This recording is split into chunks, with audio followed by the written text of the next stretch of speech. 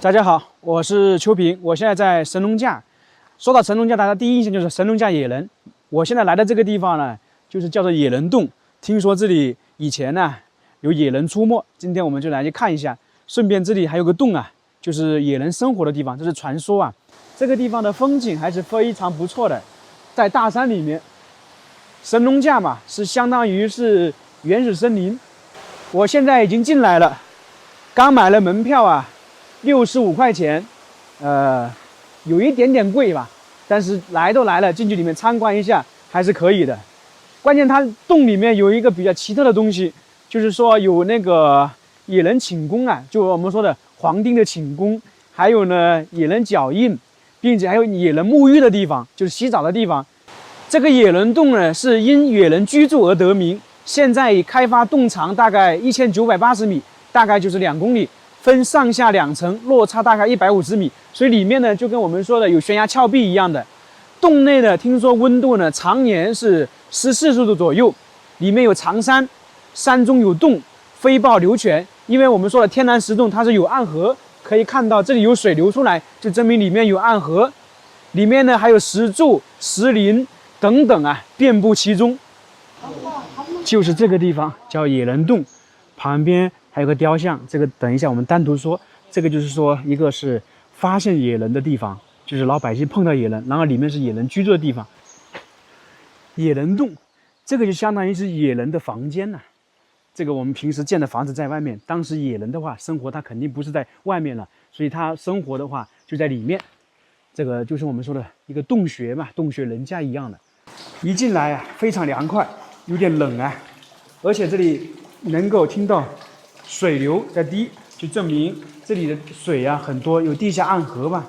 这个如果没有灯的话，一个人走可能还害怕，有点瑟瑟发抖啊。看看里面内部的情况，都是这个样子的，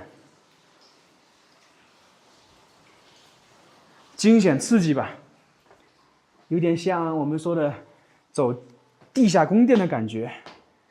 特别是我们经常看《盗墓笔记》《鬼吹灯》，走这样的地方就有很多了。啊，你看看，这有点灯，我们把它撤掉，是不是有点像那个墓穴里面的灯火一样的？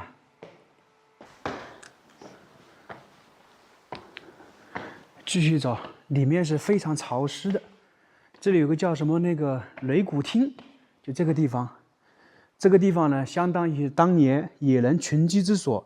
凡重大祭祀活动时，野人们就会在这个钟乳石上面敲出声响，为仪式增强范围。就在这个地方啊，所以呢，如果祭祀的时候咚咚咚咚咚咚，就是我们说的古代的打鼓的声音一样的啊。上面你看看，精美吧？大自然，它这些钟乳石都是天然形成的，不是我们说人工或者干嘛弄的。野人在那个时候也是属于群居生活的。哇，这个像树木一样的，你看看一根一根的垂连下来，精美吧？哇，上面还有鸟在飞，不知道是什么，是蝙蝠还是什么？这上面那个洞。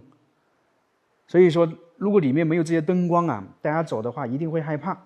可能女孩子一个人，就是有灯光都可能不敢来。如果里面假如说有点风声或者其他的人声音，放点那个我们说的恐怖音乐，那就更不敢走了。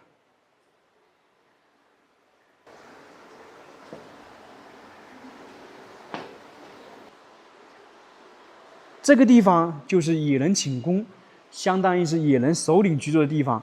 然后我们现在看到这个洞穴最里面那块有个大的石头，相当于是石床，然后旁边上面这里啊，这些石幔等于就是那个床的撞帘，就等于我们说的窗帘一样的垂下来，就是把床遮住了，野人就在里面睡觉。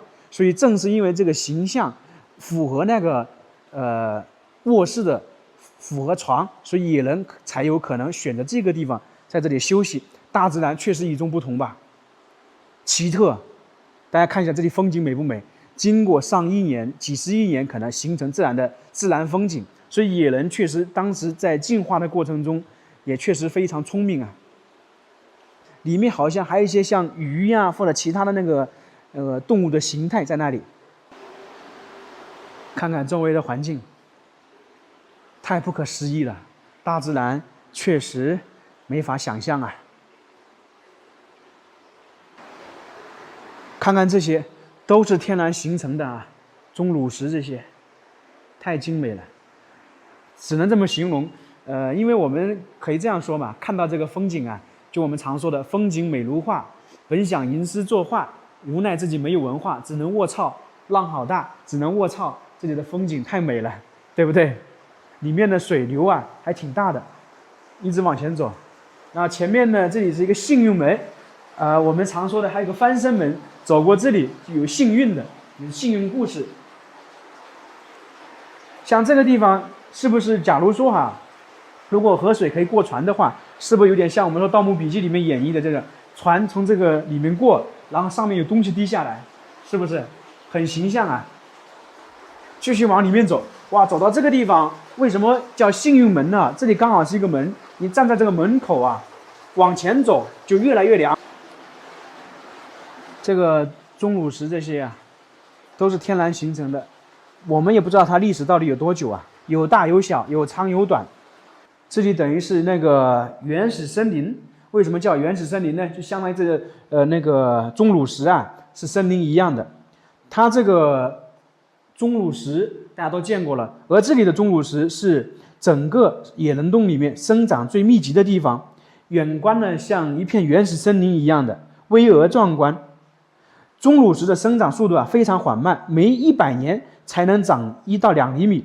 所以大家可以看到，这里面的这些钟乳石，按照专家考证呢，大概有几十万年之久。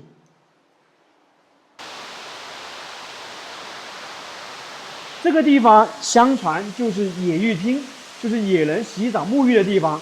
因酸碱性水啊，经历无数岁月而慢慢形成，我们说大大小小的那个浴池一样的，遍布整个大厅。所以呢，当年呢，可能野人就在这个地方洗澡沐浴，而且呢，不是一个野人。它这个洞内经年不息的泉水冬暖夏凉，所以呢，灌溉了整个浴池，是群居的野人们最喜欢的地方。同样的嘛，就大家相当于泡温泉嘛。我看看它这个水是凉的，是温的。现在是凉的，如果是那个时候的话，是像温泉一样的，就泡澡很舒服啊。看到没有？密密麻麻的，逐次上去，上面还有一个很大的瀑布。你想一想，这个地下暗河的水有多大？大家看到没有？那个等于是一个小型的瀑布啊。然后旁边那些钟乳石漂亮吧？完美啊！它这个大厅还是挺大的，有200-300平方啊。继续往前走，看看前面什么。我刚才看到指示牌说前面还有天梯，现在就我一个人我刚才碰到1-2个人，所以来这里游客是不是比较少啊？可能暑假会多一点。就等于我现在在那个整个一座山里面，在这个地方就没有听到地下水了，它地下水的方向可能就不太一样。然后这里是天梯，这个等于是爬到顶部去啊。我们先看看高不高，因为我们等于是现在属于在那个地底下嘛，我们常说的地心深处一样的。这里的天梯好陡啊，都感觉有点像成直线一样的了。看看陡峭不？惊险刺激。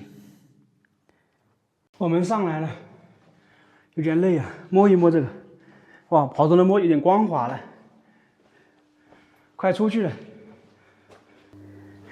在这个地方还发现野人的脚印，它这个是1995年，人们在野人洞内除了发现眼前这个酷似脚掌的脚印外，还在洞内发现一些奇怪的毛发和粪便。经权威科考论证，专家们认为这是野人在这里生活并且活动过，还有居住留下来的痕迹，野人洞也因此得名。像这个就是那个野人的脚印了，但是我感觉怪怪的，为什么？尽管酷似，但是这个脚印也太大了吧？你如果是说后面那些小的像脚印，我觉得正常。我们说大自然神奇，这里也能体现。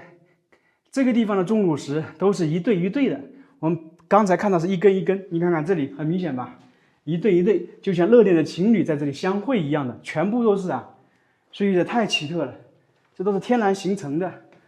野人洞我们就参观完了，我现在在下山的路上，因为从底下爬到山顶嘛，里面还是挺长的，我在里面大概走了快40-50分钟啊，慢慢走的。这里就是神农架，这里还没到神农架的核心地方，也是属于外围。可以看到这里呢，其实也是大山环绕着。